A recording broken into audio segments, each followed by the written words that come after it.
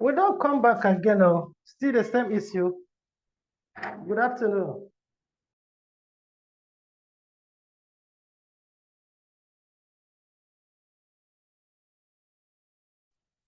Mr. Jigba, good morning. Good afternoon, sorry.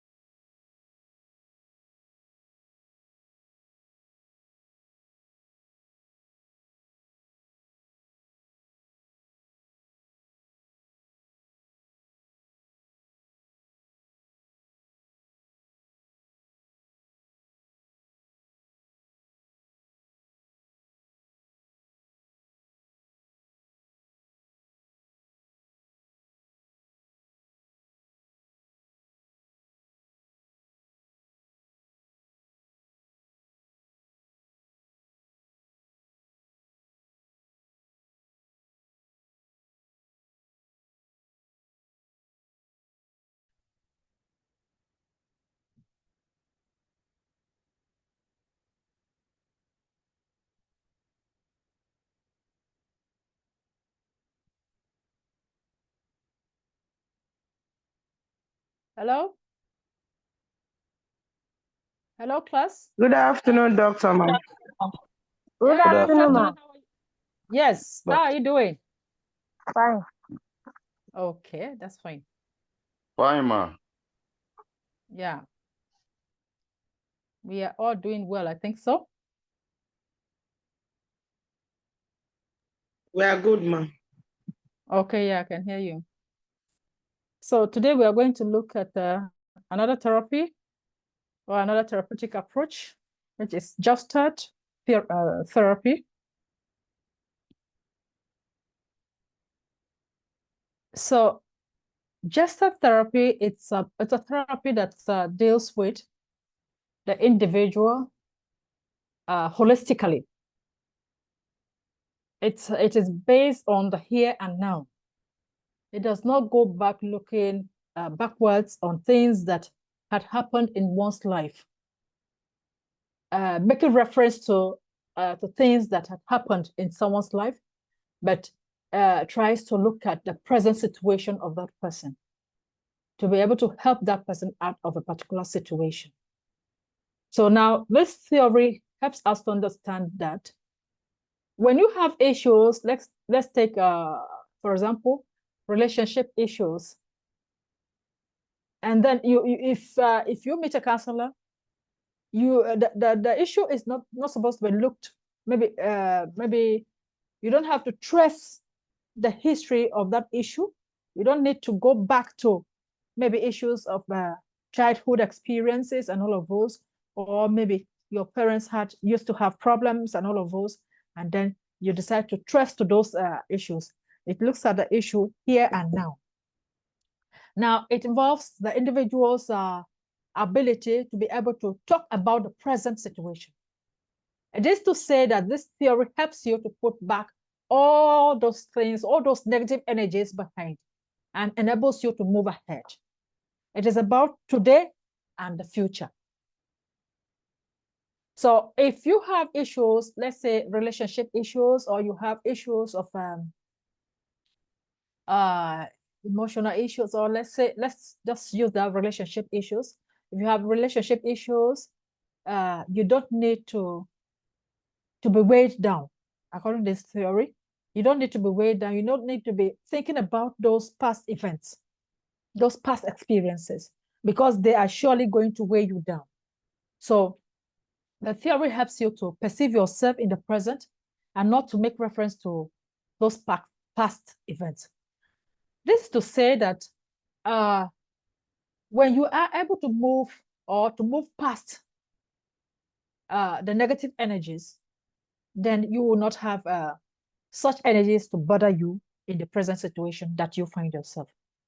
So this therapy, it's about the whole body, the whole system of the individual, dealing with an individual as a whole, not in parts.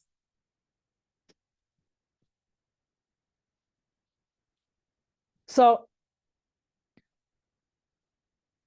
it tries to make the individual aware of the present situation, aware of the present self, in order to help the individual actualize the future.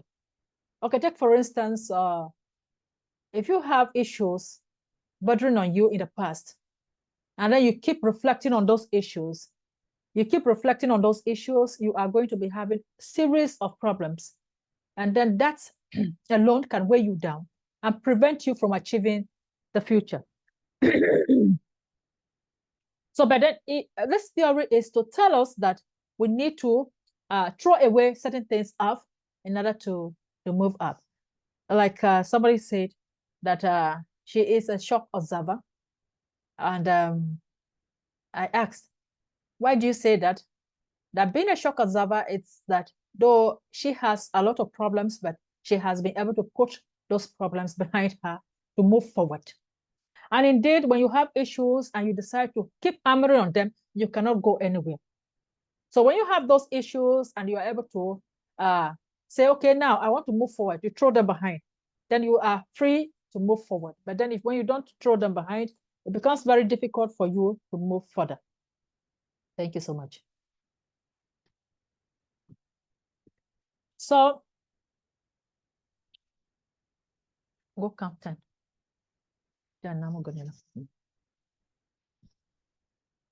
So if you fail to to throw away the backlog.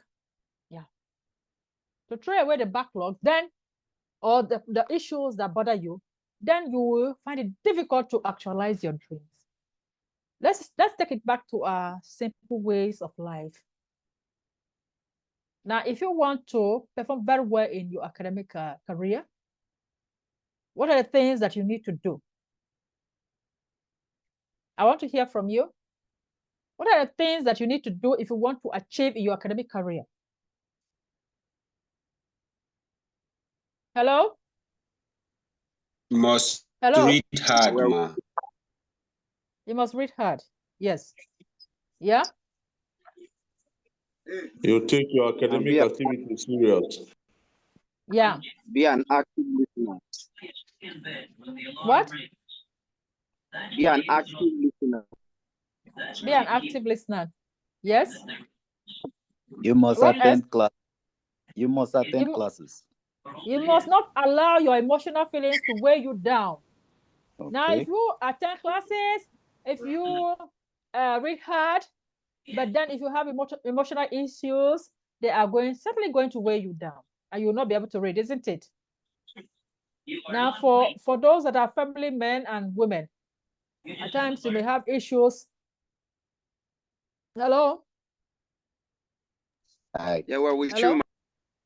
Okay. We're with you, And ma. for those that are, for you who are family men and women, at times you may be in the class doing something, that are calling you back home, telling you that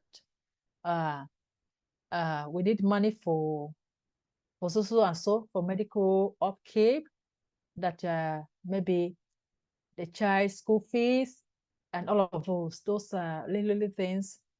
Maybe they may call you, your wife may be in labor. And then do I also say the men are also in labor? All right. You may receive news that your wife is in labor, and you have something to read, a piece to read for your exams. Will your heart be stable? Hello? No, it will not. No. It will not be stable. So, okay, take for instance, that's a positive one anyway. But take for instance, you have to study hard. No way, it's not possible. Then you have to study hard to pass your exams. And then another thing is that you also have some friends that you hang out with and all of those. And then you know very well that if you keep hanging out with I think this is a better example. If you keep hanging out with your friends, that you may not excel in your academic pursuit, especially those friends that when you hang out with, you are doing something other than studying your books and all of those. So maybe what you're out doing may be taking off alcohol and all of those, Indian hemp, marijuana, all of those. And then when you take those things and come back home, you feel like going to bed, yet you have exams to write. So now if you continue in those things, will you be able to excel in your academic pursuit? No. That's so all. you have to drop those things in order to move on. And apart from that, you may have relationship issues, and those relationship issues may be bothering on you. And if you don't grow past them, if you don't grow past them, or you don't put them behind you, you may not be able to perform well in your academic career. So those emotional issues, we need to put them behind us. Those depressive symptoms and all of those, we need to put them behind. So this theory is trying to say that when you have issues, emotional issues, relationship issues, and you feel like you should keep hammering on them, keep thinking about them, you may not be able to prosper in life, because those things, those thoughts, those negative thoughts can weigh you down and prevent you from actualizing your dreams. So this is what this theory is trying to talk about. It's talking about the individual as a whole and not in bits. So the moment you start being in pieces, then you cannot actualize your dreams. So being in pieces means that if you start thinking about the past and also thinking about the future, then you cannot, you are pieces yourself, past and future. But this is about the present and the future. So if you keep thinking about things that can weigh you, those thoughts, processes, and all of those, then you will be weighed down. So, but the theory is basically to help the individuals who can grow successfully into achieving their potentials wholly, not in pieces. So you leave the past, you move on wholly as an individual, as an entity, to achieve what you need to achieve, not leaving a bit of you behind, but moving wholly and dropping everything behind you, putting off your shoulder the burden, putting off your shoulder whatever that may be bothering you, whatever that may be disturbing you, putting it behind and moving in front, moving wholly as in one piece to actualize your dreams. So for this theory, if you're able to move like that, you can actualize your dreams. But if you're not able to move like that, then it becomes very, very difficult for you to be the person or become responsible. So your ability to also change from whatever ways of life into becoming more responsible also counts in this theory. Gestalt borrows heavily from the viewpoints of existentialists and experientialists and phenomenologicalists, with the emphasis of the present and awareness. Now, making you aware of what you have or what you are undergoing. This theory enables you to understand actually what is really going on with you, the feelings that you have. It unfolds or it unravels the feelings for you to be able to know, to understand those feelings, because there are some feelings that you do not actually know or you are not aware of.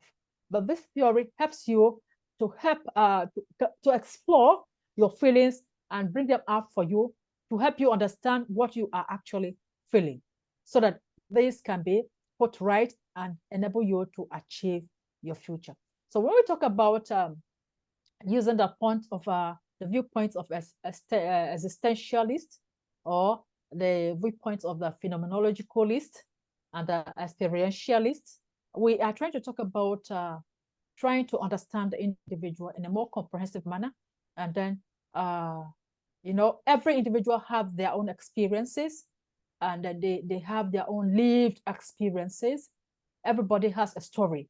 Everybody's experience is unique. So this, with the knowledge of with the knowledge of a person's difficulties, or with the knowledge of what someone is passing through, you will be able to bring them, to help them be aware of what is really the issue about the behavior or whatever personality disorders they may be having. This will help them understand actually the way they feel and be aware of what is actually happening to them. And moreover, phenomenologically, these are lived experiences that you are aware of. These are lived experiences that you are conscious of. So this is what the theory does. It deals with those conscious experiences. And if there are issues where the feelings are hidden, that you do not actually understand what is really causing what, then there are certain techniques that will be used to help you explore and talk about your feelings and bring them in the present, so that you become aware of what is really with you. So Gestalt focuses on the client's own inner world of interpretation and assessment of the present life situation.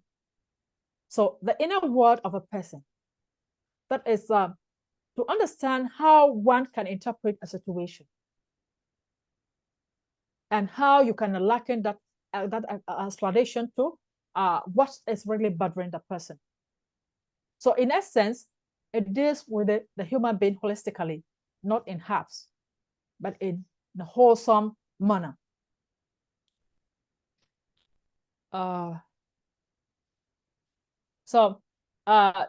Gestalt's, those who believe in Gestalt's theory also emphasize intellectual experience, diminishing the importance of emotions and sense, resulting in an inability to respond to the situations or events of life.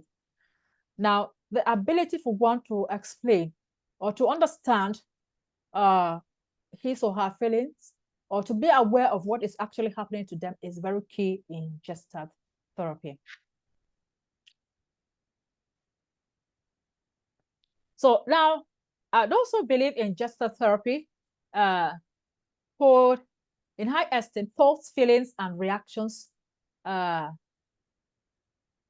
That's they hold this belief that thoughts, feelings, and reactions to past events or situations can impede personal functioning. Remember, we were talking about putting the past behind you and all of those, so you can achieve your future.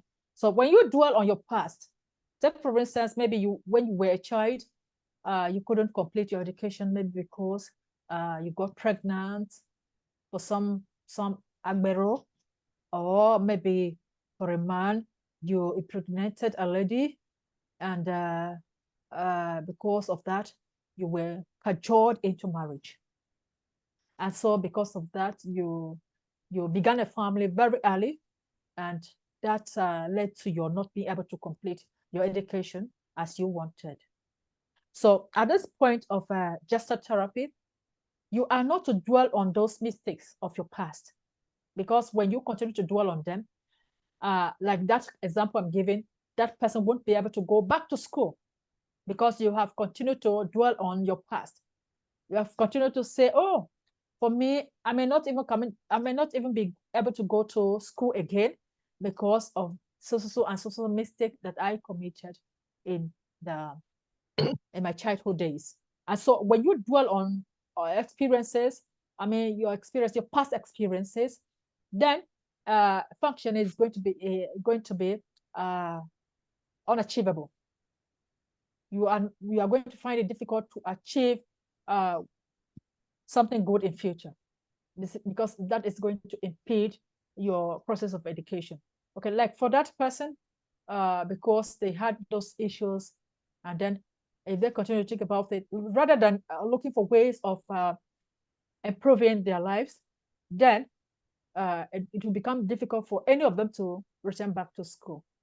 So this example I'm giving, I think most of us are aware of issues of such, that when children misbehave in that manner, it becomes very difficult for them to achieve the future for so many reasons. So though many have passed that age, they have been able to achieve successfully. So when you ask them, they will tell you a lot of success stories about how they have been able to overcome that. But then for that success story, you must be able to put that in the past and move on in order to achieve a particular future of yourself. So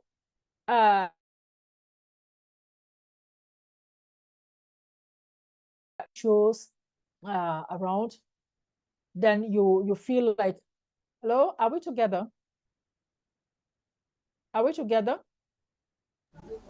Yes, ma'am. Together? Yes, okay. yes, ma'am. Okay, that's okay. And then maybe you have issues that have led to you having anxiety or some other emotional problems, or maybe issues that led to depression and all of those. And then some issues that were so frustrating, that have frustrated your life. You need to tie those ones, like I'm using layman language, is that okay? You tie them up, you bottle them up and throw them far away. You can throw them in the river or whatever, So when you throw them out, you are a free man, and then you can move on with your life. So if you have issues of anxiety, now for you to function, it will become very, very difficult. Take for instance, you have issues of anxiety, but then you have a function to perform. Okay, take for instance, you have a presentation to make, and then you are so into emotional issues of anxiety. How are you going to cope? Is it not to say that you must deal with the anxiety and then you perform very well? Hello? Hello? Aye. Yes, I am saying if you have issues of anxiety, and at the same time you need to make some presentations, how are you going to cope? Hello? You Hello? have to work on your level of anxiety to calm yourself down and regain confidence. Okay. Yes. You need to work on yourself and then gain confidence to be able to do whatever. Now, in the first place, when we were much younger and in secondary school, they would tell us that when you need to present something, you need to look at people's eyes, look into people's eyes, and then if you feel like you are becoming anxious, you can bite your lips or your tongue. And then apart from that, you could also, what else? You could also, I think this other one, it's not actually that, but then that this one, it's in the books I read, that you could, in dealing with anxiety, you can allow people settle in the class. Everyone is in the class, and then you come last. So when you come last, everybody is already seated and you are walking in majestically and all of those. So that can also help deal with that situation. So now you have something to present, you have a function, and then everyone is looking up to you. And but then you know that you have issues of anxiety. You don't want that to manifest so that people don't look at the whole presentation that you're going to make, a wonderful presentation, of course, that you're going to make as nothing so important. You know, when such happens, when you become so anxious when you're making presentation, people cannot say what you are trying to talk about, but they can see most especially the anxiety in you.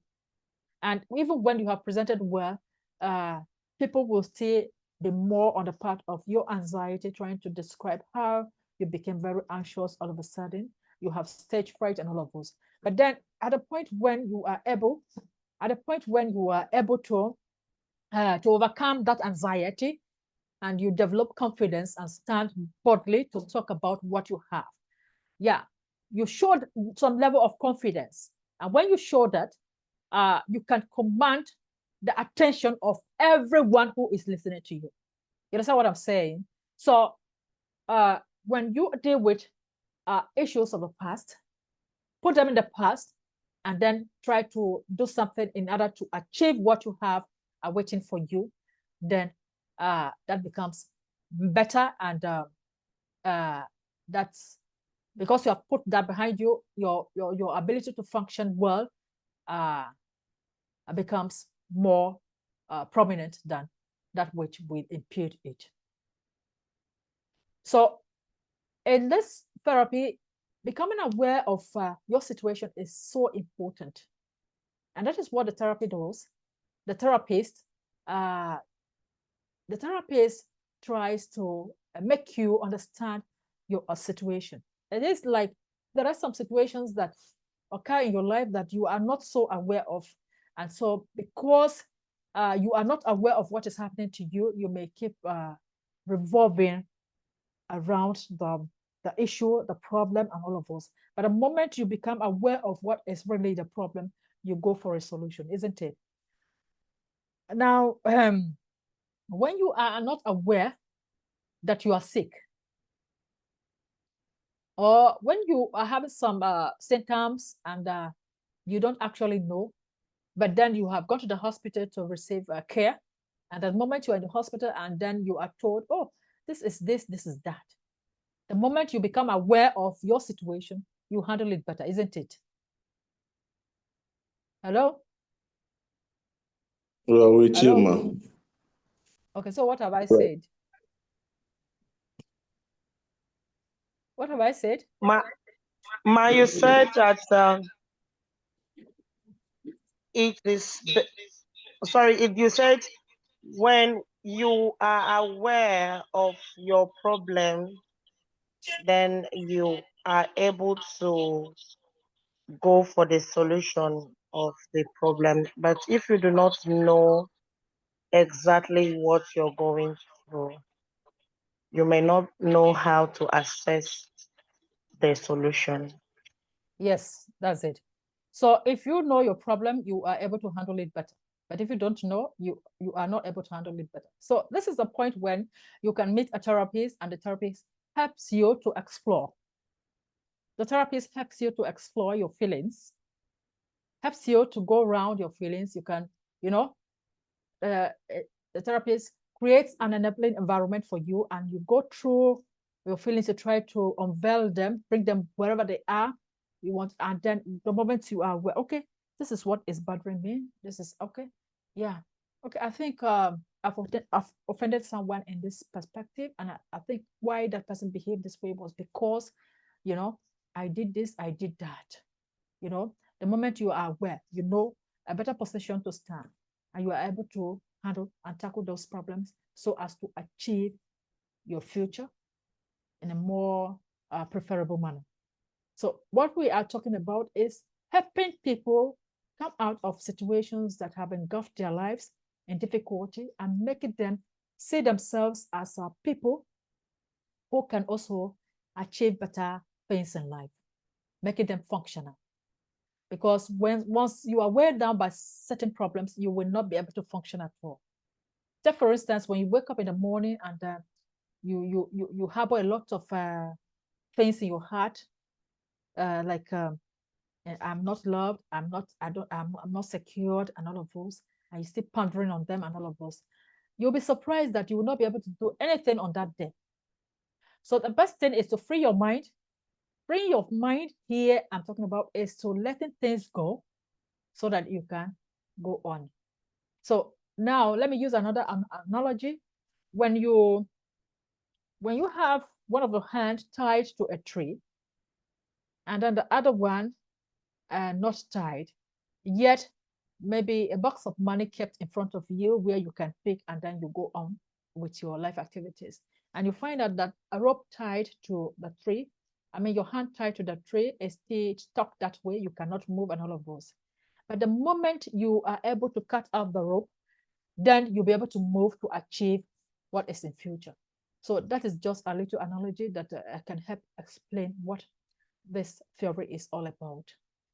So the theory emphasizes on reality and not on imagined needs, on reality, real things that have occurred in your life.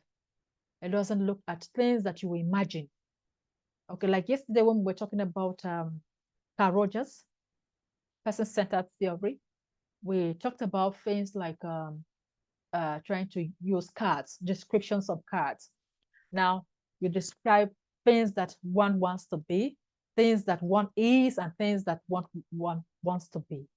Now, this theory does not look at imagined needs. It looks at the real needs. So you see that when we look at the operation of every theory, they have different differences a bit. So this one is talking about who, the other one was talking about that person, centers on the person, the environment, and all of those. So this one is not looking at the past. Remember the psychoanalysis or the psychoanalytic theory dwells on the past. Okay, now you have a problem, it has to be traced back to the past. Now this one is saying, no, you don't have to go back to the past. You need to do away with that. Look at your present, the present situation that you are, deal with what you have in the present, and be functional, be successful in life. That's all. So the individual recognizes their internal need and meets that need through manipulation of the need and the environment. So that's so there are some hindrances to Gestalt therapy. Now remember we talked about holistic dealing with the individual as a whole. Dealing with the individual as a whole. Now here there are some hindrances to Gestalt therapy. Now loss of contact with the environment and its resources. That can be splitting. So we are talking about dealing with the individual as a whole. So if the individual lost contact with the environment and its resources, it then means that there is a problem. So once there is a problem like that, then there is a hindrance. So loss of contact with self through over-involvement with the environment. Now, this needs to be balanced up. Now, if there is no balance, then, so, okay, let's say loss of contact with self through over-involvement with environment. Now, you are involved in the environment and you feel like you don't have to let go those issues in the environment, because if you let them go, it's going to affect you. Whereas you need to also achieve your future. And so when you are over-involved in such issues, you may find it difficult to prosper. So the basic thing about Gestalt therapy is leaving the past in the past and thinking about the present and moving forward. Then another is failure to put aside unfinished businesses that we have been hammering on.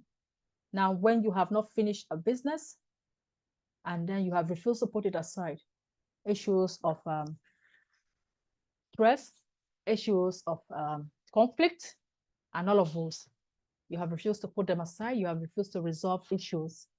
Now, let me tell you, when you have problems or you have a problem, you need to resolve it. Resolving issues is just the best. Now, when you refuse to resolve issues, it tells on you. And these are the unfinished businesses we're talking about. Now, when you refuse to resolve these issues by putting them aside, trying to find final solutions to them, and then moving forward, when you refuse to do that, you cannot move forward. You still remain where you are. So putting aside unfinished businesses, because you cannot carry the whole world on your head. You need to put aside certain things and move on. Now, there was this man who said that the father told him that you cannot be everywhere. You are not God. Now, for him, he was used to attending all events.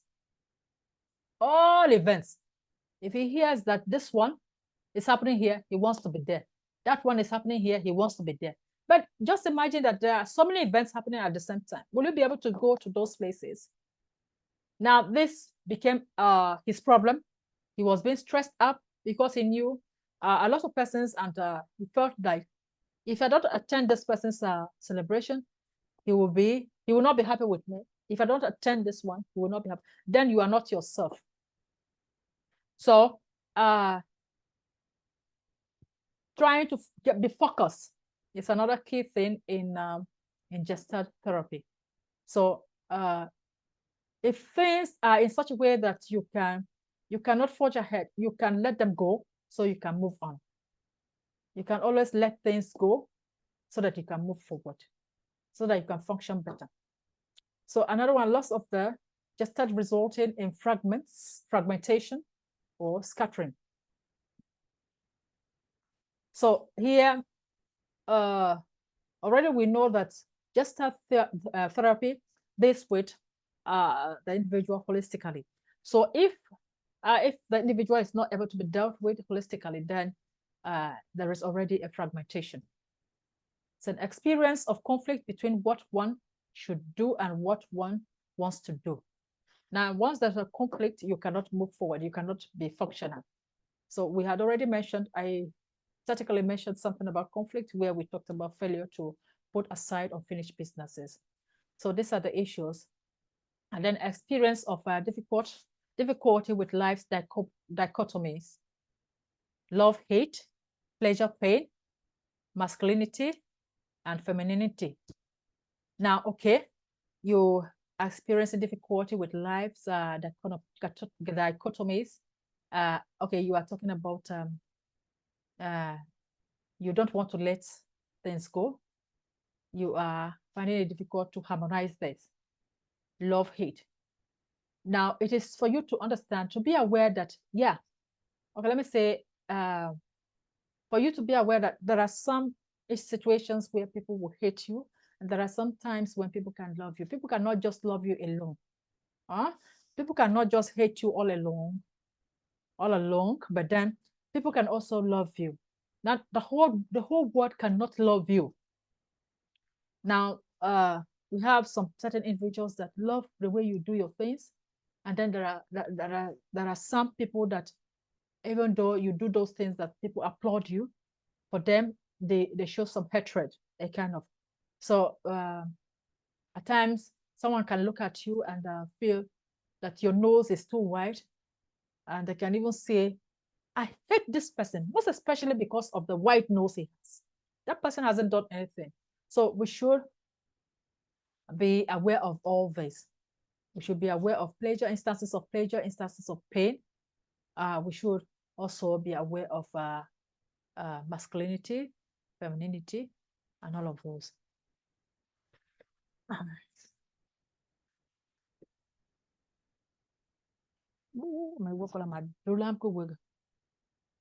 Just a minute, please. Let me plug my laptop.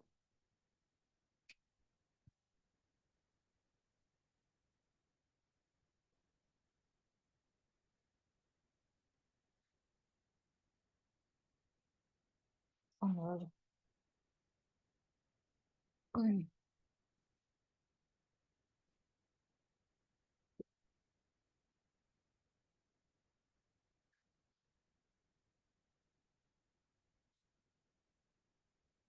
so charging. But I can't give us a battery. Just hold on. Let me finish up with the lecture, then we can do it.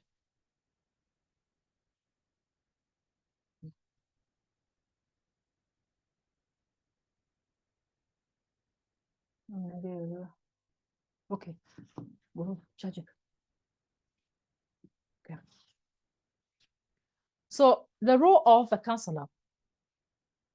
Now, the counselor creates an environment for the clients to explore their needs in order to grow. So just like yesterday, we said that the counselor also creates an enabling environment for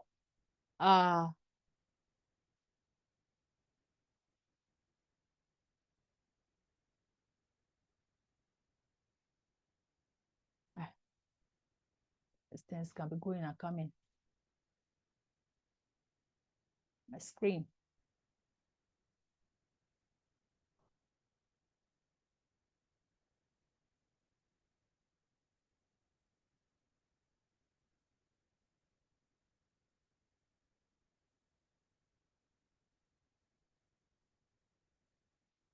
Just hold on a bit.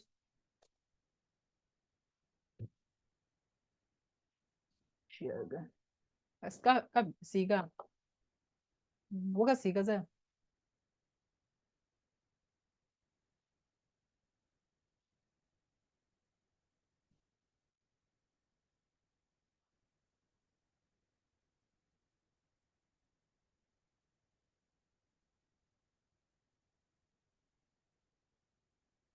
Okay. So can you see me? Yes, We ma'am. Can you can see see me? you. Yes. Okay, that's all. That's okay. So an enabling environment needs to be created for the clients to explore their needs to help them grow. Then the counselor is fully with the clients in the here and now with the intense personal involvement and honesty. So here and now, what is happening at the moment is what the counselor is dealing with. It's not dealing with the past.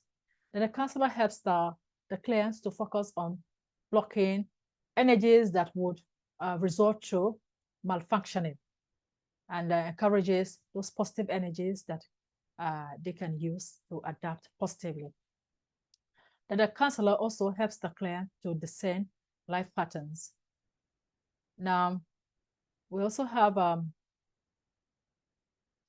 the principle of the noun requires the counselor to use present tense. So while dealing with the clients, because we are talking about the noun, it's not using those things in the past, and so it's talking about the present.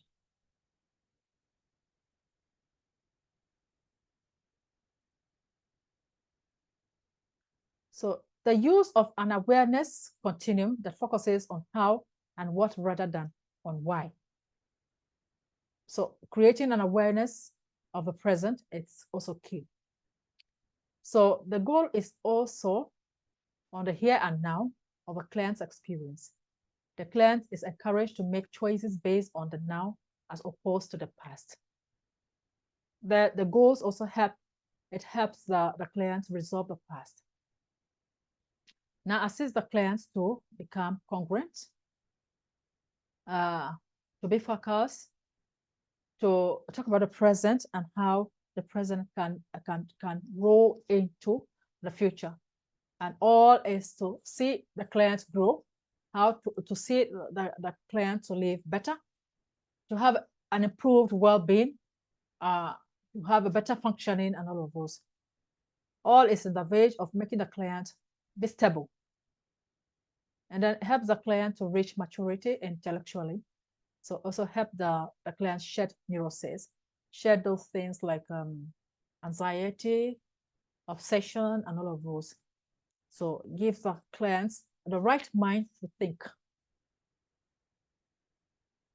So there are some techniques that we can use to help the clients regain their ability to change and be focused and be able to achieve, to actualize their dreams or to actualize themselves.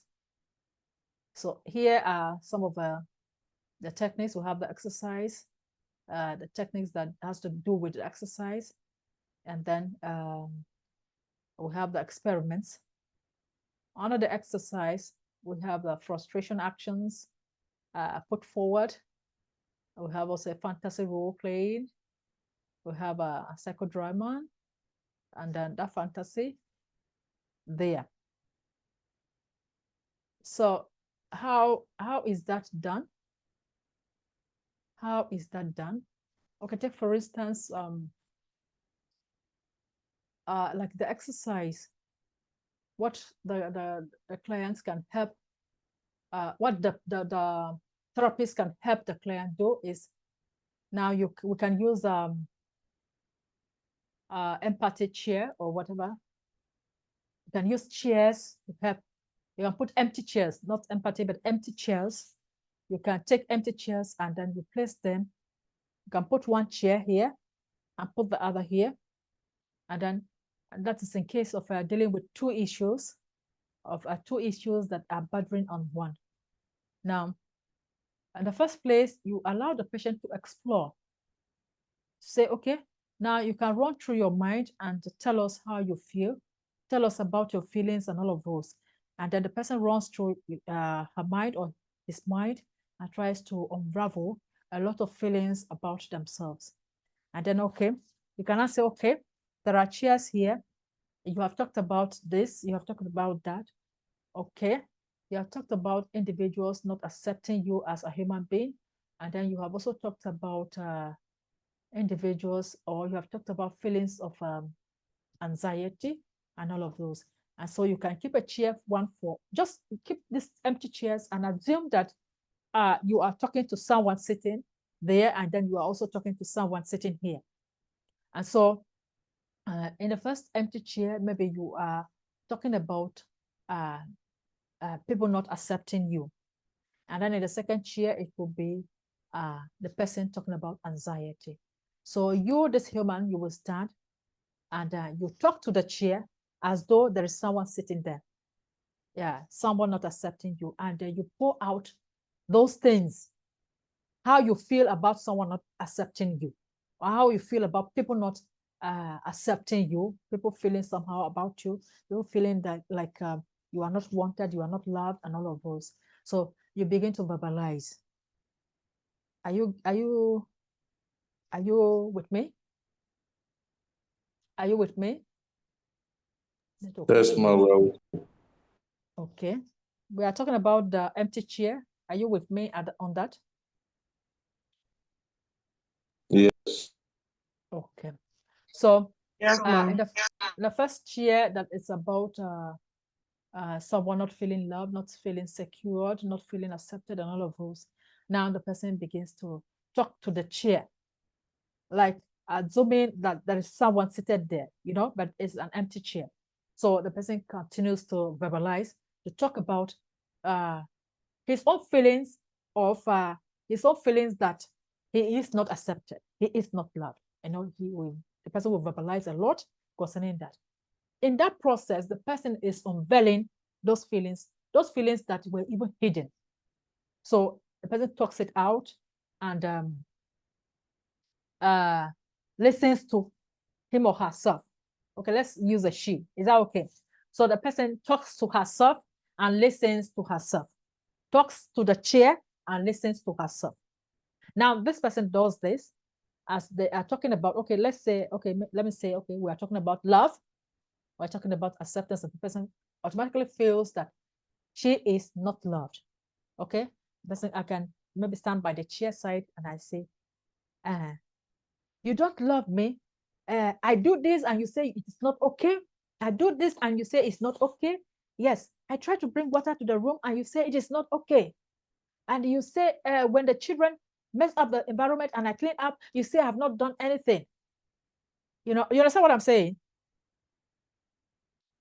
Are you with me? Are you with me? Yes, ma'am. Yes, ma'am. We're with What you, have ma'am. what have I said? I want to hear the last thing I've said.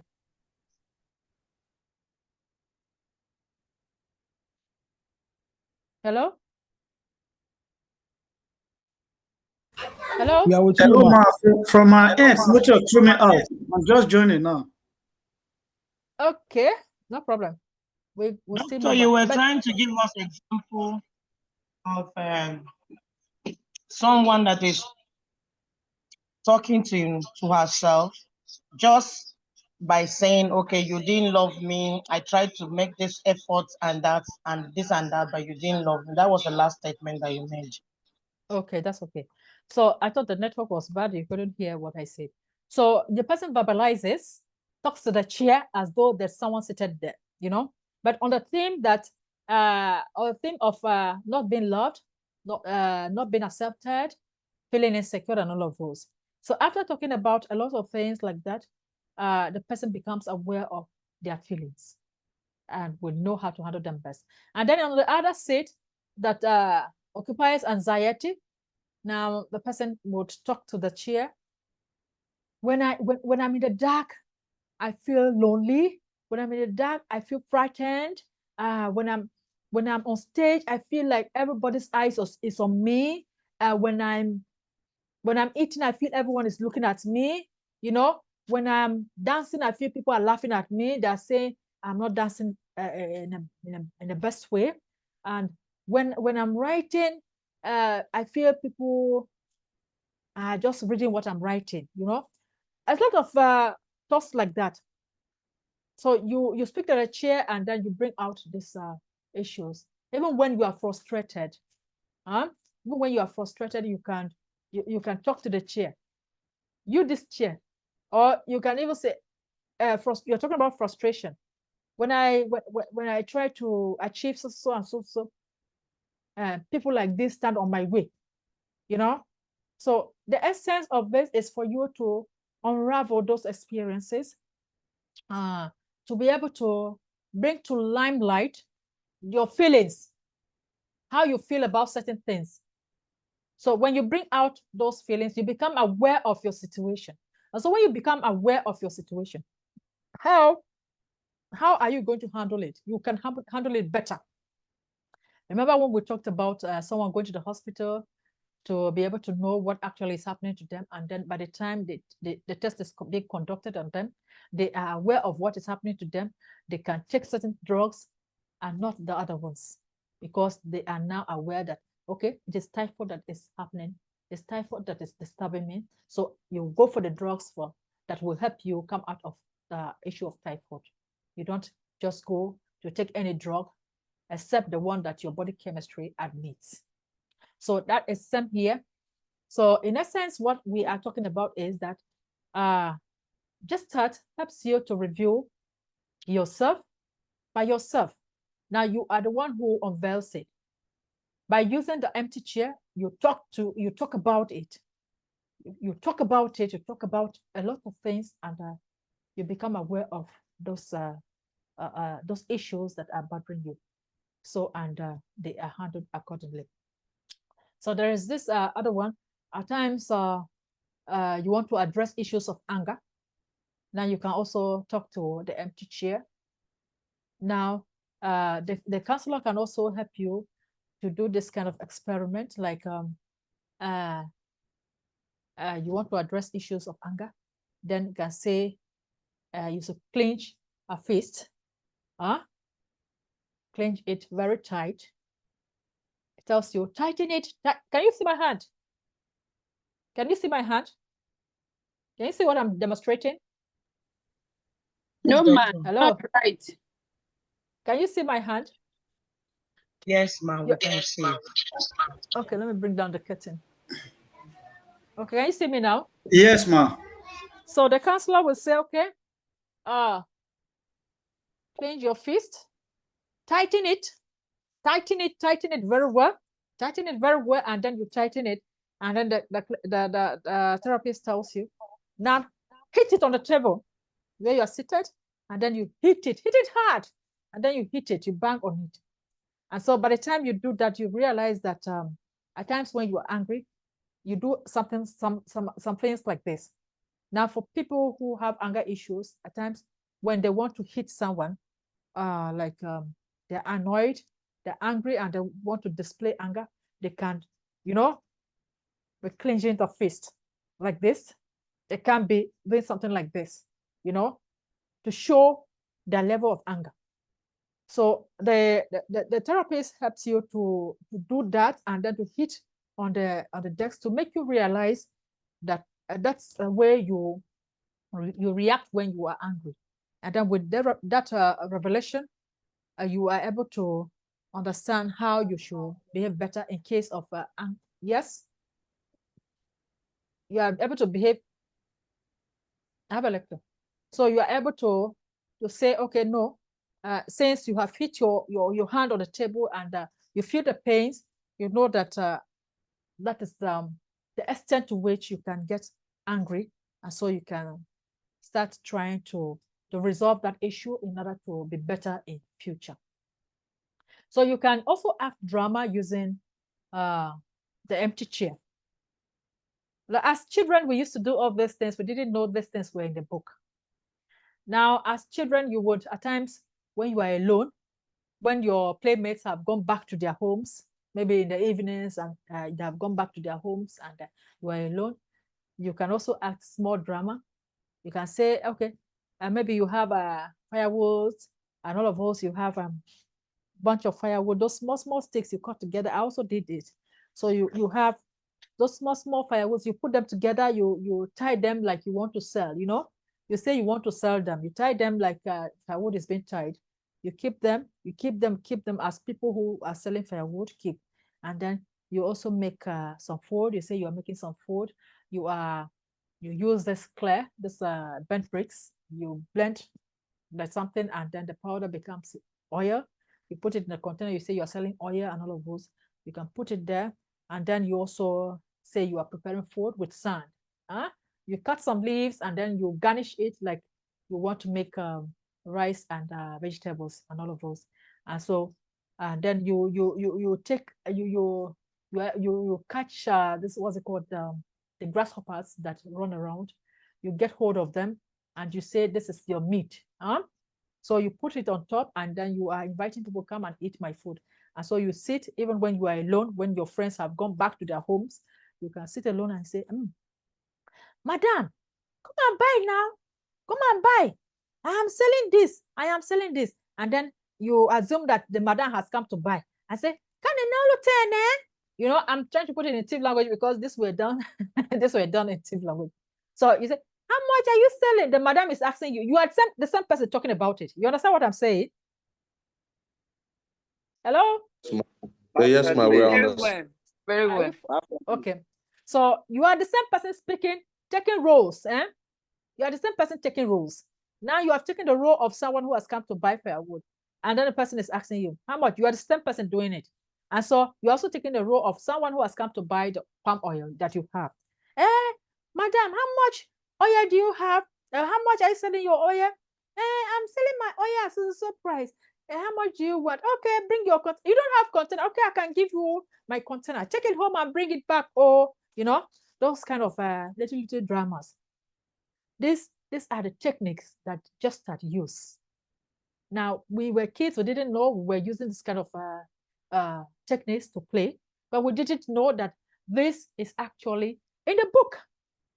So there were certain things that you did as a child that when you read in books, you discover that these things are written in books, and they are techniques or bringing people out of certain situations. But as children, we didn't know. Ours were just to take roles and play.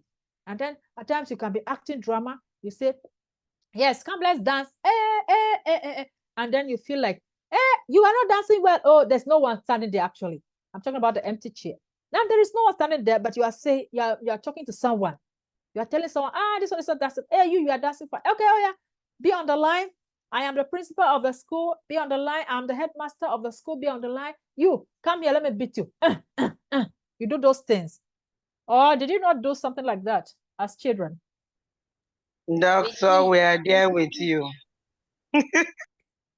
Did some of you do something like that? Yes, Yes, ma'am. ma. Okay. Yes, So can you share your ma'am. story with us? Can you share your story with us?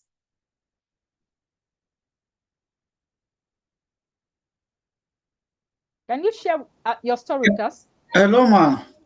Yes. Ma, due to the nature of frustration that threw me out, I'm a little bit confused about this psychodrama. Ma, the essence of the psychodrama is about what? Sorry, ma, for taking you back. No, don't worry. The essence of the psychodrama is to help you review the feelings.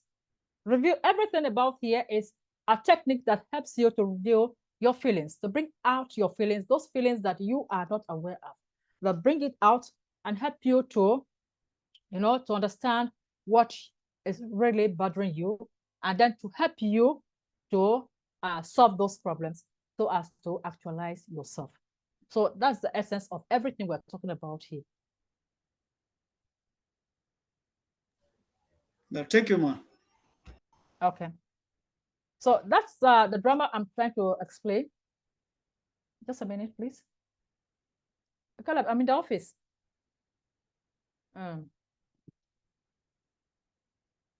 So, and that's why I brought up that situation. And Mark said, do you have other stories to tell us about that, the drama?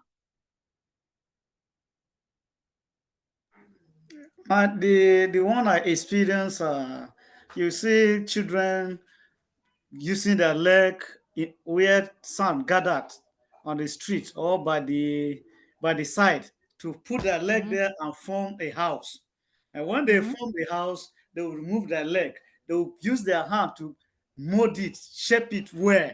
And the moment they do like that, you see them, they will feel happy. I experienced that. Okay. All right.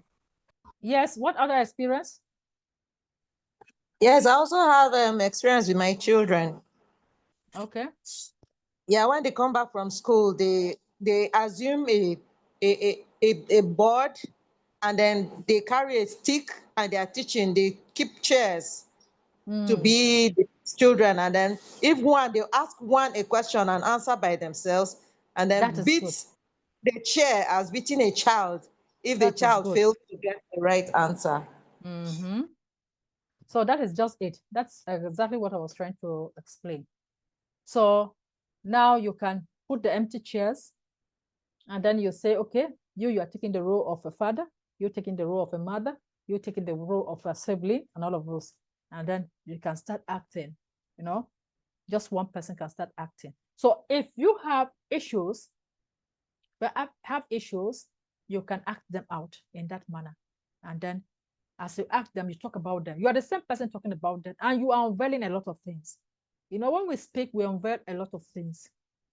Even when people write, they are unveiling themselves. Okay, take for instance, when people, this profile messages that people put on. At times when I see some of the messages, I just say, okay, this person could be having a problem. Why should they be sending messages of this nature? Now, it could be that they feel threatened. In the messages they send, they feel threatened, or they feel insecure. They feel that people are talking about them.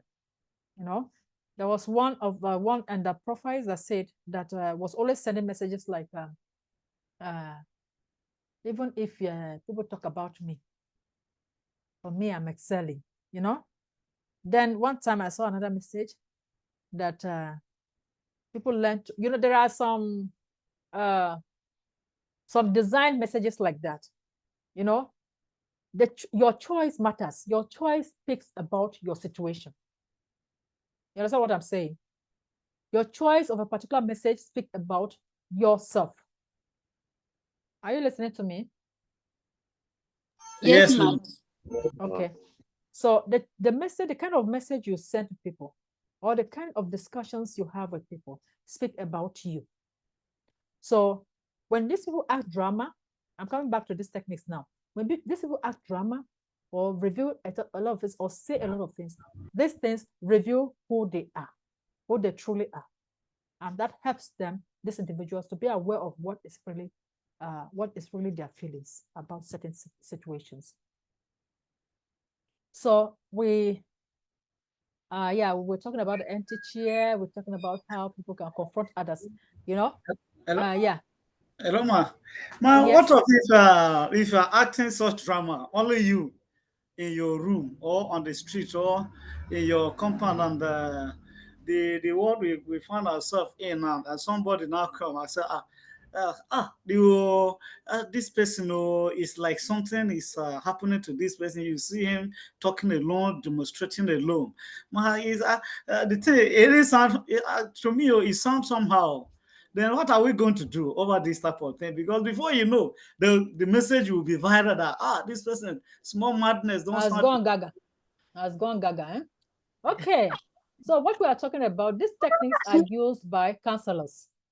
These techniques are used by therapists. They are used by counselors. It is when you have gone to meet a counselor, the counselor now initiates these techniques to use on you so as to help you. You understand it now? Okay. But then, yes, but then you can also use them, but use them wisely. Okay, take for instance, when you stand before a mirror and you are talking about yourself, you are telling yourself how beautiful you look, and then you are also dancing the mirror.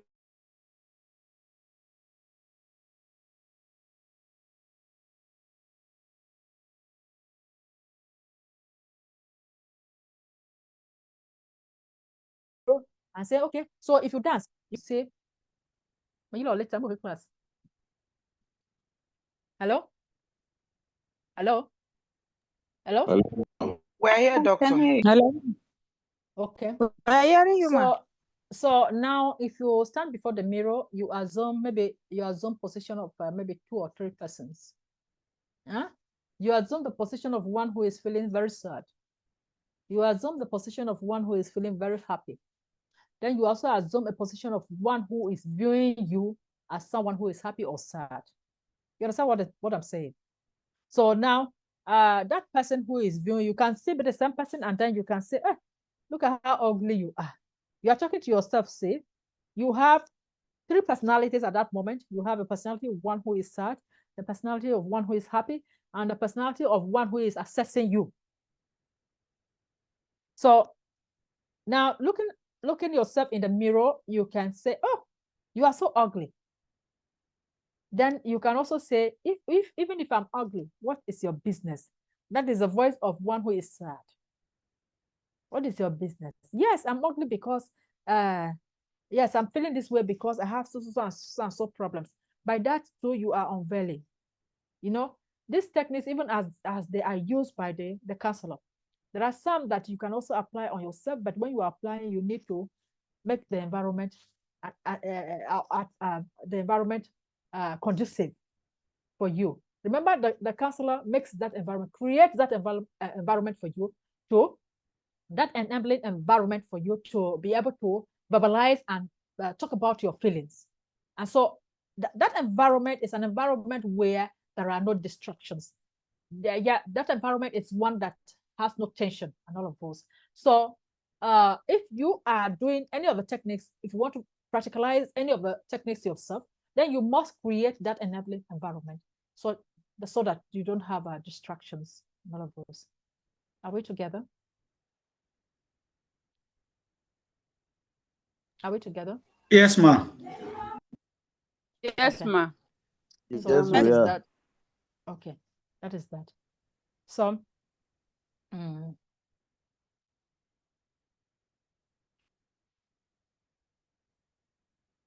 So we have even exaggeration is still the drama of the whole thing. Exaggeration is over dramatizing the client's gesture and movement to help gain insight into their meaning. So when you dramatize, it helps you to gain insight into the problem, to help you understand the meaning of that problem. Okay, for instance, if you dramatize your feelings of feeling sad and feeling happy, and then you assessing yourself and condemning yourself and applauding yourself when you smile, then that is going to help you gain insight into what is disturbing you, and it's going to help you come out of that situation, because you definitely are going to choose that which makes you happy. And so it's going to help you come out of the environment of sadness. I mean, the scenario of being sad into that scenario that speaks about happiness. And of sure, you know that when you are happy, it improves your well-being. It improves your mental health and all of those. When you are sad, your mental health it's affected, and you can also make you can also transfer aggression when you are sad. But when you are happy, everything is okay. Your mental health is stable and all of those. So that is that about the techniques. So we were to, any question? Any question?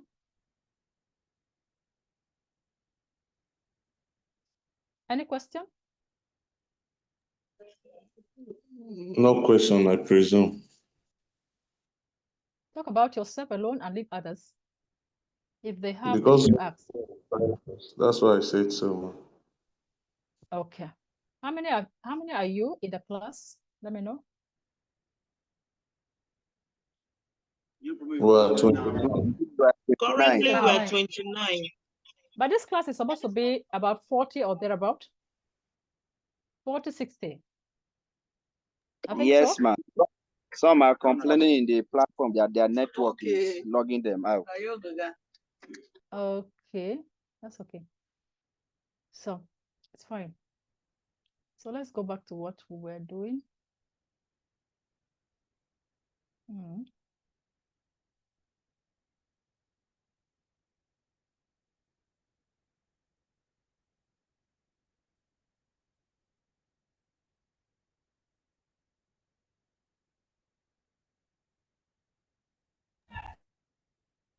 Okay. So if there are no questions, can I ask my question? I am asking a question now. Hello. Hello, ma'am. Hi. Hi, Yes. ma'am. Yes, I'm asking a question now.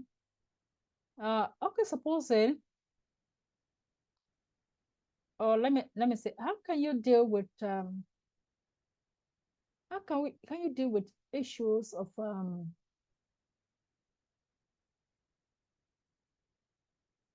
me say, I'm trying to mention those things that are here already anyway, but then can you give me some issues that bother human beings?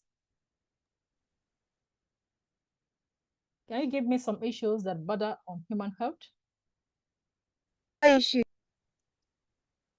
Yes. Your health. What? Marriage. What? Marital issues. Okay. All right. So let's use the marital issues. Infertility. Infertility. No, let's use marital issues. All right. Okay. So now, how can we use any of those techniques to address the issue of relationship, marital relationships?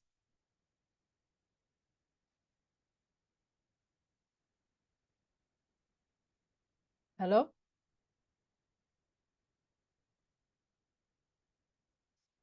Hello? Yes, Doc, we're here.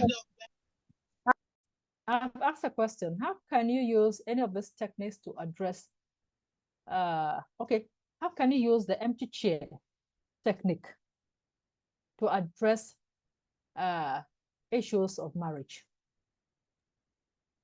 For example, ma'am, yeah, in a situation where you are annoyed and offended to a point that you're having anger outburst that is affecting your relationship negatively, and you want to help yourself, you can use that scenario in your closet when no one else is there, and then begin to address those issues as they are flowing out of you. And then when you're done, having listened to yourself, you'll be able to know the degree of the hurt. And then I also believe that while you are saying that and listening to yourself, it's like you are expressing yourself, and most of that anger is coming out.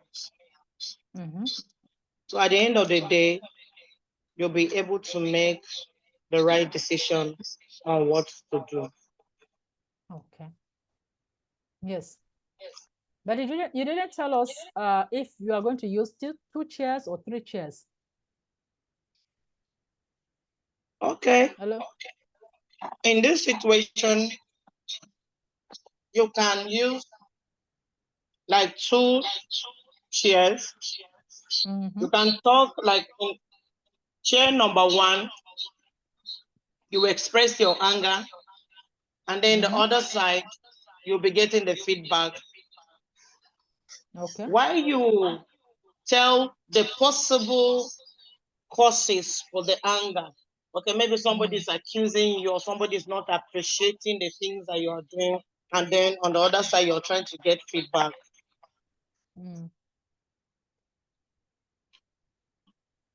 Yes. Yes.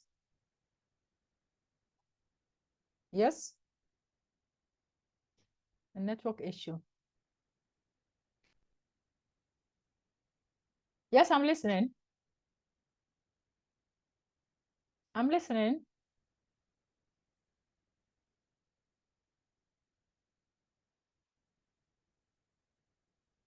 I'm listening.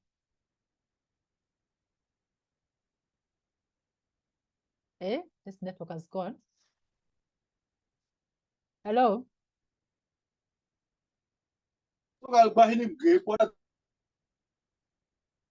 Some people have not switched off their speakers. Please, can you do that? Can you switch off your speaker? That person that just spoke now. All of us.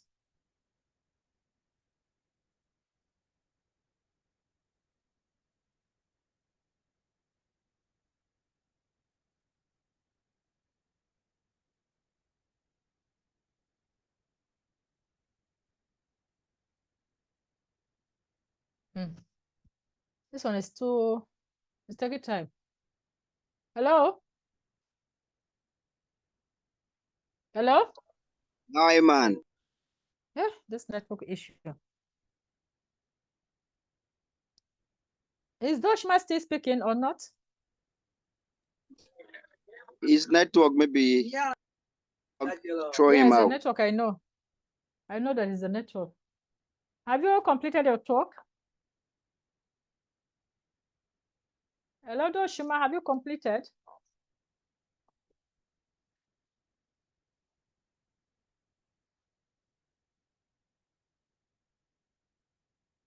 Hello?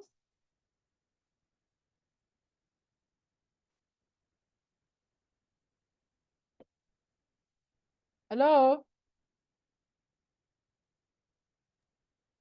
We are here, doctor. Okay. Doshima? Doshima? Sure. Okay, now anyway, maybe the network locked her up. So, do we have any other issue that we'll talk about? Can another person bring up something? And it's practical?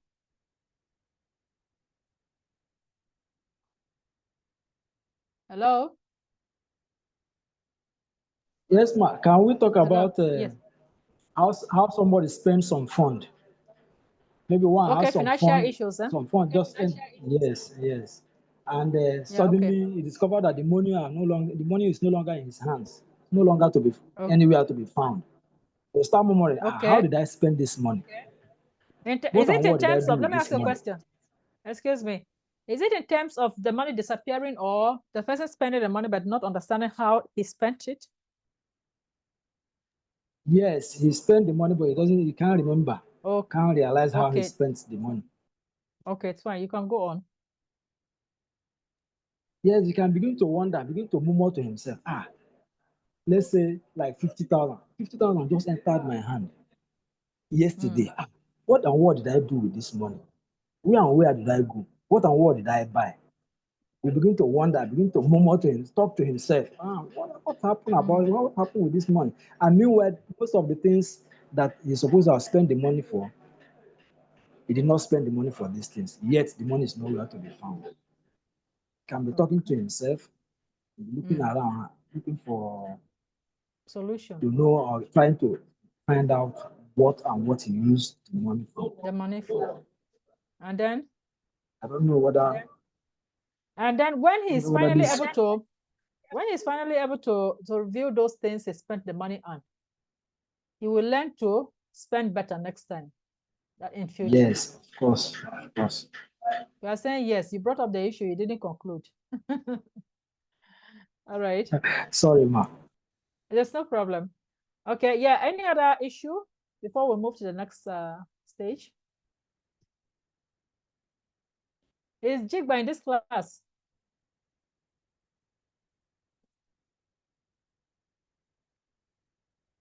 Is Jigba in this class?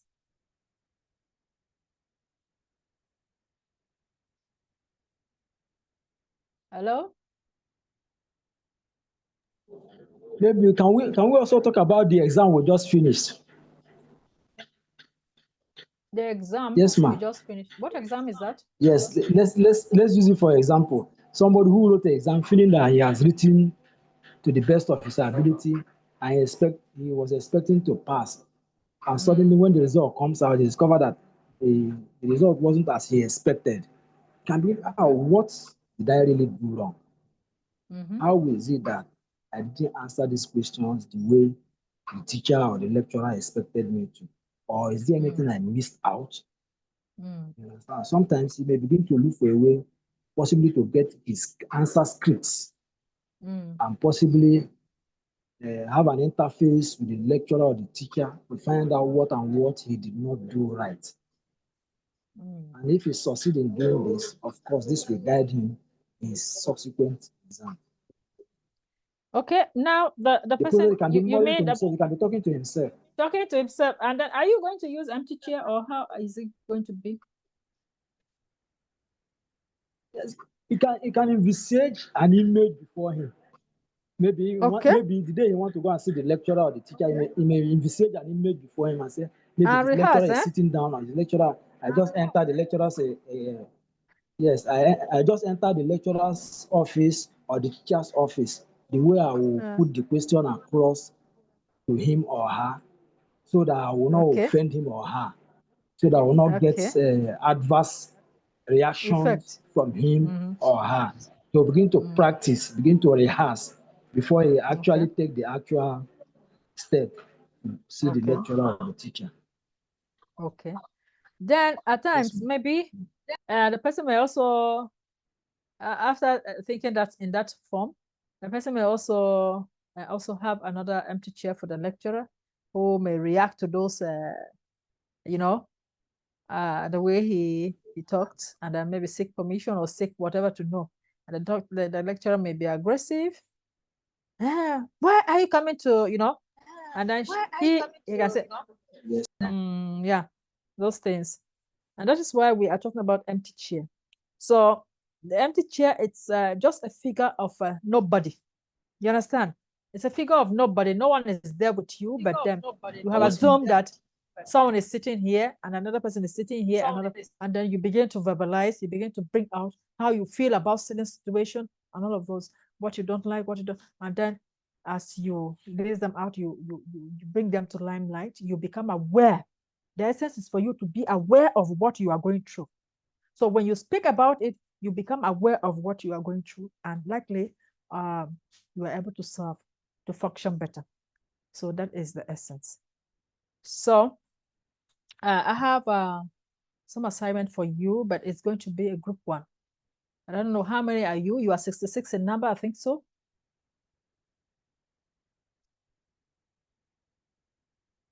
Hello? You are 66 in number? Yes, you are 66 in number, I think so. You're 66 in number for this course. You are 66 students in this course, yet the class is just 29 or 30 thereabout. But I want to give you a group assignment. We want to divide that 66 into, I think 66 into 4 places. How many are we going to be? 66 into 4 places. How many are we going to be? The network is. I said divide 66 into 4 places, and let's say how many people will be in one group. Or 66 persons divided by 4. Okay, 66 persons divided by 4. And they will not be equal. Yes, that will be 16 persons per group. But then let me look at what I have to give you. If it's just 4, we know what to do. That's why people are not joining. You said what? Hello? You said what?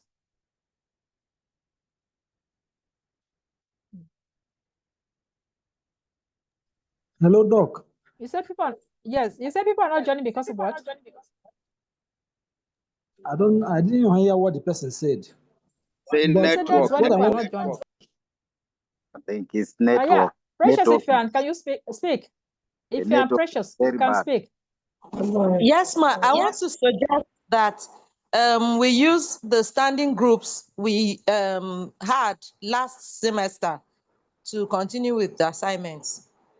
You know, last semester we had some groups that we used for assignments. So instead of assigning into groups and trying to identify people, the class governor has those groups, and then we can still just use those groups to do the assignment. That's my suggestion, ma. Okay. So how many were you in a group? I can't remember till I check. I can check and get back to you. Can you tell us now? Can you check now and tell us? Not later. Okay. Who else was part of that group? Yeah. Check and let us know. Who else was part of the group?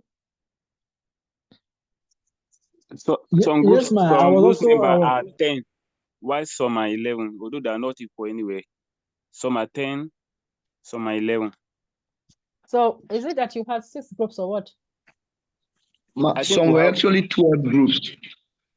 12 people in one group, isn't it? Were the groups up to 5 or 6? Up to 7 groups. There were more, ma. So now for have one to collapse. assignment like that, we were up to 7 groups. Then for another assignment, you were up to how many groups? Another assignment, you have done group assignments in different fields. So for another group, for another assignment, you were how many in groups? We maintain a group. We maintain a group. Can't be because some other groups' assignment were electives, and people were not much in those electives. For the general assignment, okay, now, okay, in this we did 809, and you were given a group assignment by my other colleague. How many were you in that group? How many groups were you for that assignment? 7. 7. You were 7 in group. 7, okay. Yes, ma. We did a psychopathology group assignments, and we had 7 groups last semester. Okay, that's okay. So let's try to do something here.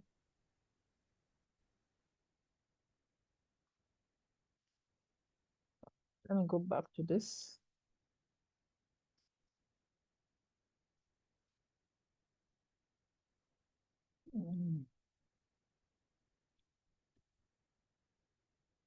Let me also share something like this.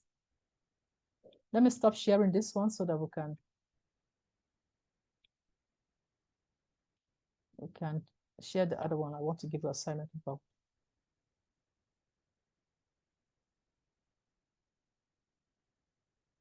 Okay.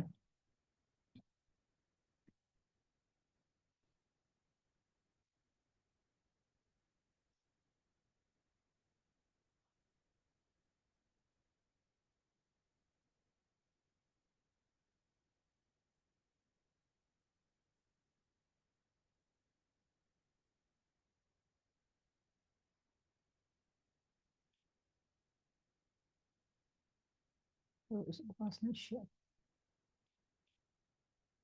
Then,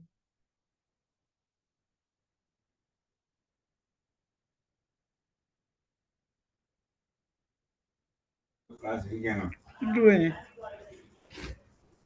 Just hold on a bit. Let's What do I mean, handsome? Ah.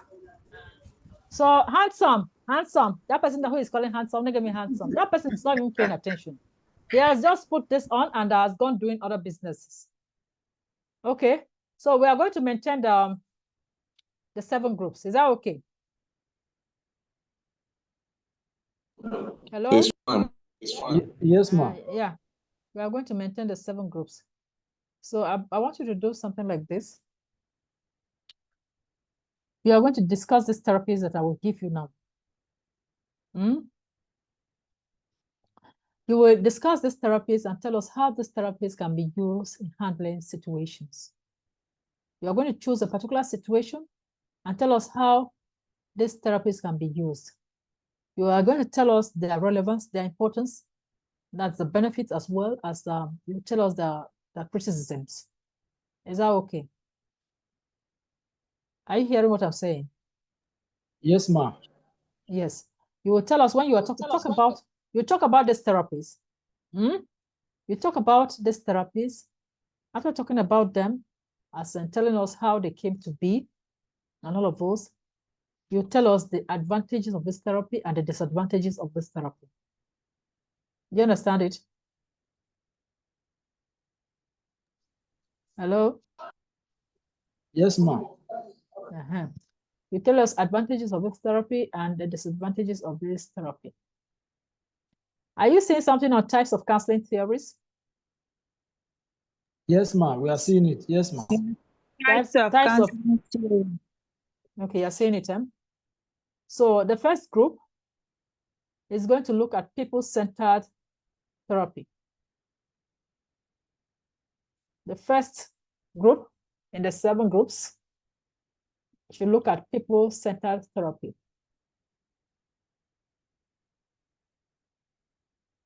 Then the other one, hello? Excuse me, ma. Yes.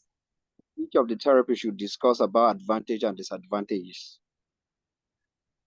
Each of the therapy, but a group is going to take one therapy. Yes, I understand. We are like me, we are in one, so we are taking the people-centered therapy.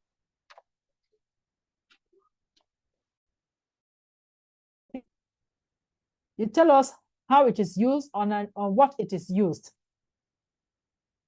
Are you listening to me? Yes, ma. Its uses, importance, and economics. You tell us how this therapy came to be and what issues this therapy can handle. You tell us the advantages or the benefits of this therapy, and you tell us the limitations of this therapy. Benefits and limitations. Is that okay? Of this therapy. Okay. Okay, ma. So the second group, we have behavioral therapy. Do we have people there? Yes, ma. Do you ma. have someone who was in that group 2? Yes, ma. Okay, you are going to do same as I've said in the first group. You are going to do same as I told you in the first group. So behavioral therapy, you're going to be looking at behavioral therapy. You tell us the benefits and the limitations of this therapy. Talk about the therapy and then tell us the limitations and the benefits and the limitations. Is that okay?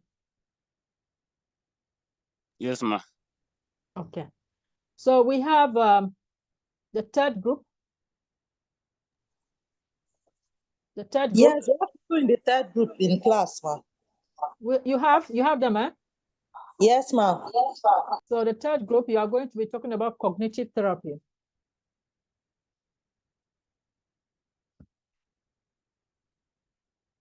You are going to be talking about cognitive therapy. Excuse me, ma'am. Yes. I thought that when we said we are 7 groups. When you started with people-centered, you jumped therapy. So I was thinking that it would. Because we already treated it. Okay. You want to talk? You want to do something about it? We already treated it. Okay. Okay. Don't worry. Let's see how it's going to be. So, the third group, you are going to talk about cognitive therapy. We'll talk about it and tell us the benefits and limitations of that therapy. In situations where it can be used, the benefits and the limitations. Then also we have reality therapy. You're going to do same. That's the fourth group is reality therapy. Then the fifth, I mean to say, it's the feminist theories of therapy. Look at the feminist theory. Look at the benefits of that, and then the limitations of that. Is that okay? Not just benefits and limitations. Not just that. You talk about the theory. You talk about how it is, in what situations it can be used. Talk about it in terms of what situations that this can be applied, this theory or therapy can be applied. When you talk about that, you can also talk about the benefits and the limitations of this theory. Okay, ma. So we have we have 1, 2, 3, 4, 5. The sixth one is the family systems therapies or the family systems theory. You are going to do same. Tell us how this therapy is applied or how the theory is applied. In what situations, in what circumstances can you use this? And then tell us the benefits and limitations of this theory. So the seventh, which should we give, because these other ones we have handled. So let's the seventh group should look at the cognitive behavioral therapy.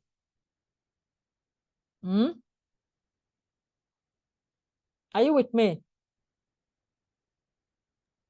Are you with me? Yes, ma'am. Yes, ma'am. Okay, the seventh group is going to be talking about the cognitive behavioral therapy, CBT. It's going to be talking about CBT. Don't go and say, oh, she said cognitive behavioral therapy. We'll talk about this one. I'm talking about cognitive behavioral therapy, CBT. It's a therapy of its own. So let me put it on the distance. Let me write it there. I have this.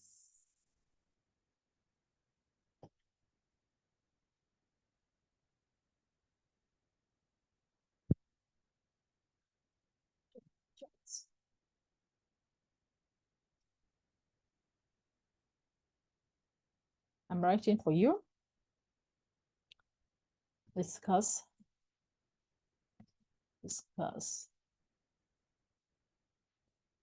the following theories.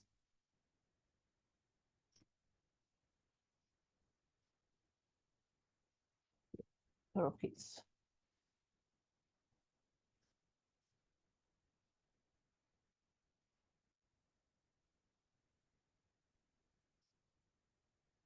As shared.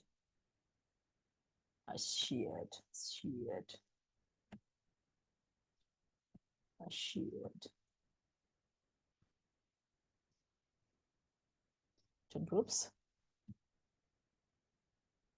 Groups.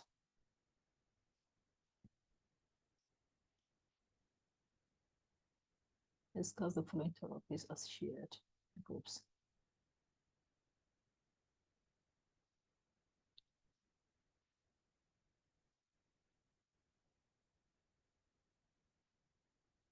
Purpose, how the therapy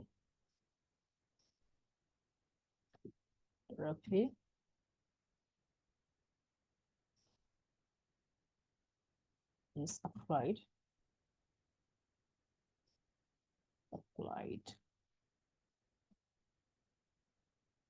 in different situations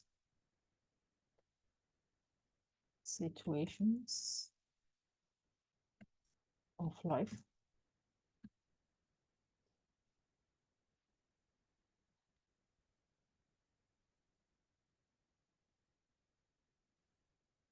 Tell us the relevance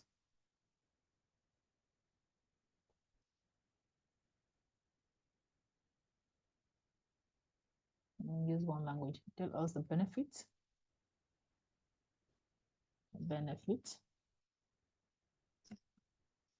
and limitations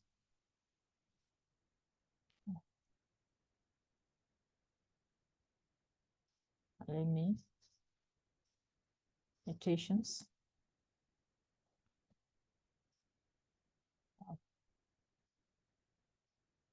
the therapy.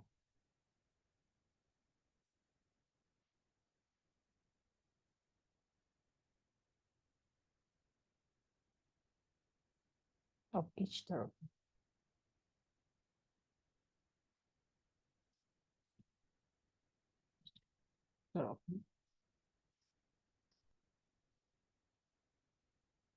Each therapy.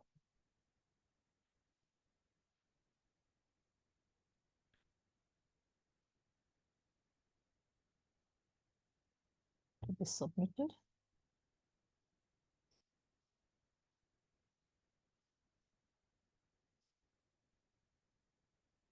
Submitted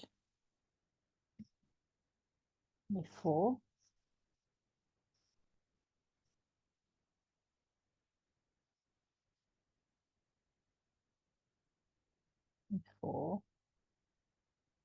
Friday of next week.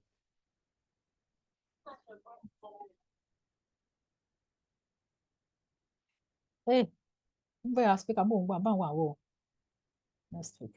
Next week.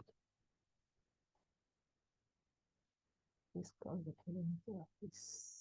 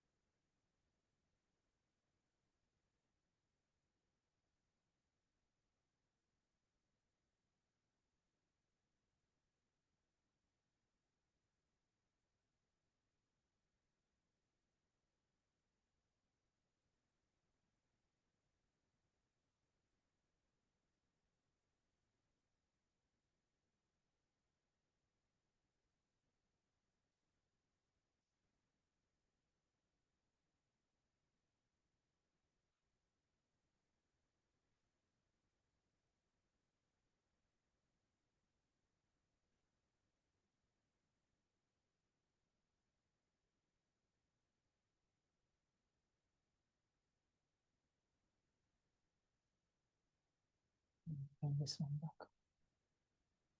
That's cognitive behavioral therapy.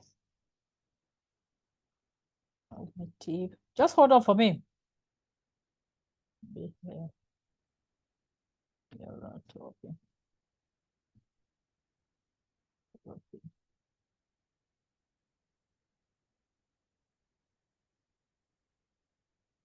Behavioral therapy.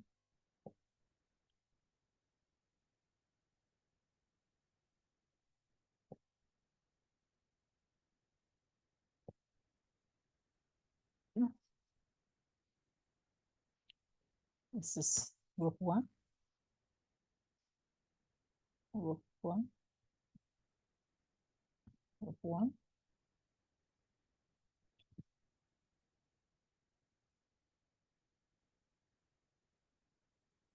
Group 7.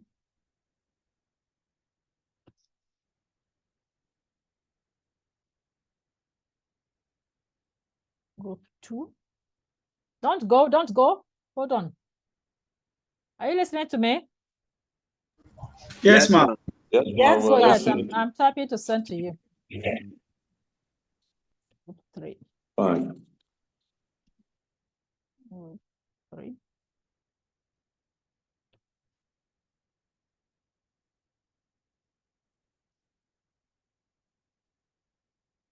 Group 4.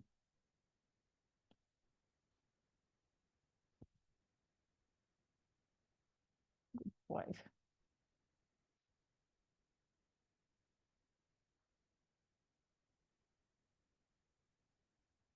Group 6.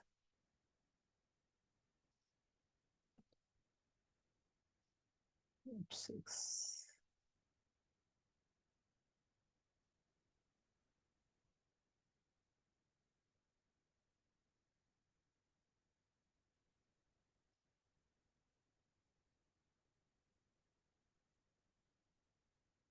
Discuss the following therapies as shared groups. Tell us how the therapy is applied to different situations of life. Tell us the benefits and limitations of each therapy.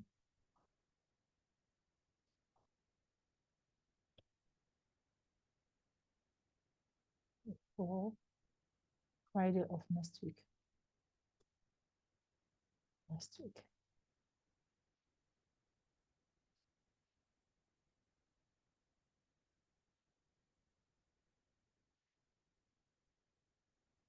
An address.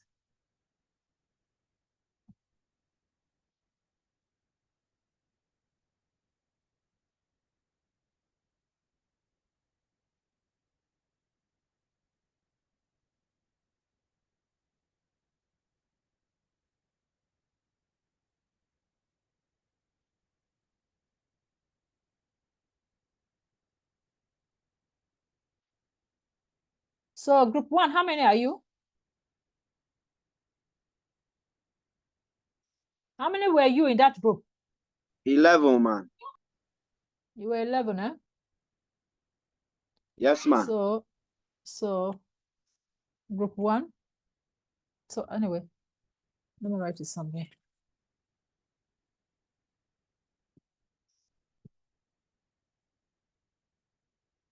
So group 1, you are 11, eh?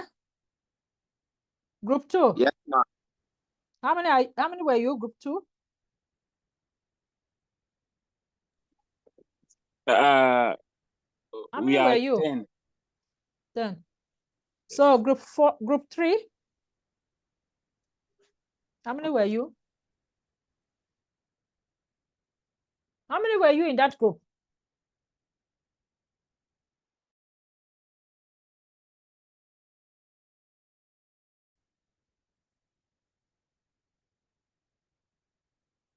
Hello, group 3. How many were you? 2,000 subscribers. Maybe none of the member is online. So how can they get to know? We will post it in our student group as well. As I copied the assessment you post through the Zoom. So I'll post it through our platform. Then everyone will pick their own. Okay, that's fine. So group 4, how many were you?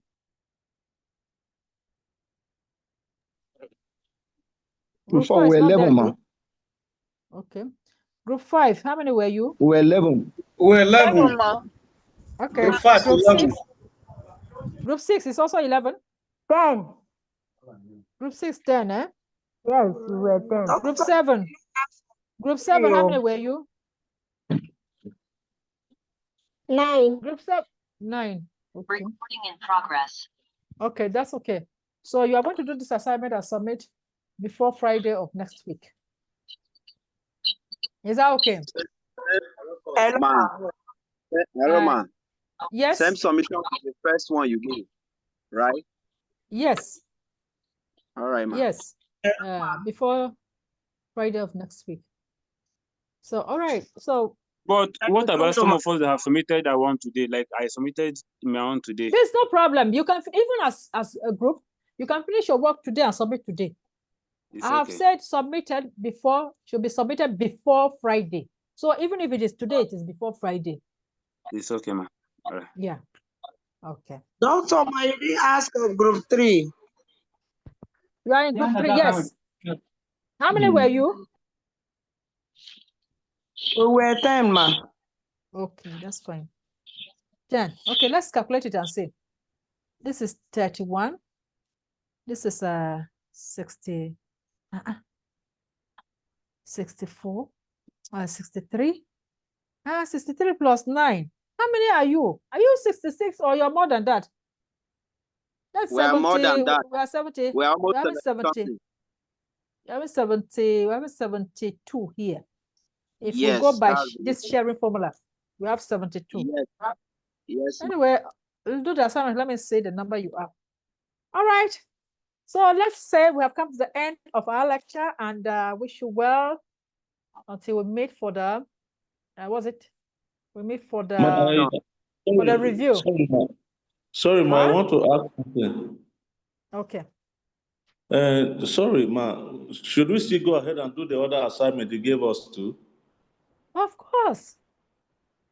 Oh, yeah, Of course. Is it too much for okay. you? No, ma.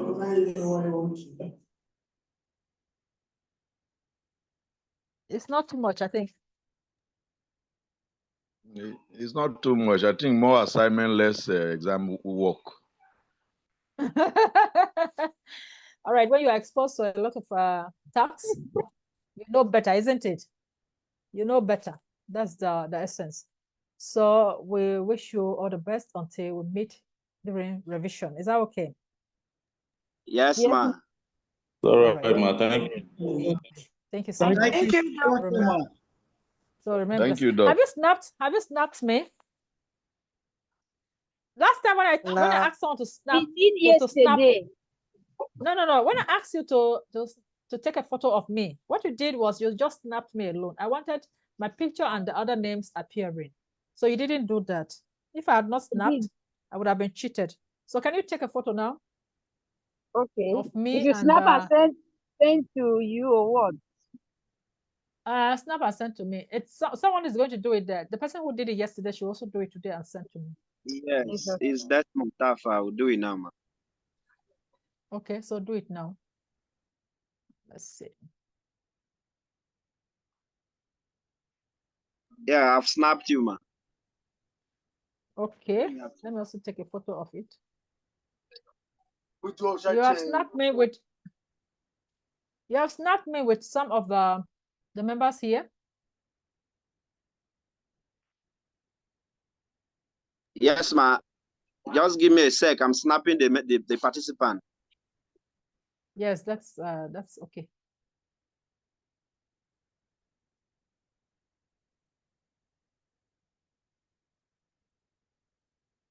Are you done?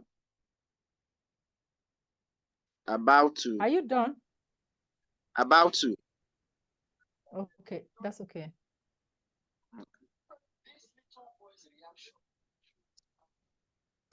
I'm done.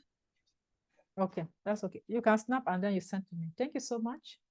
And do have a lovely weekend. Bye. You too.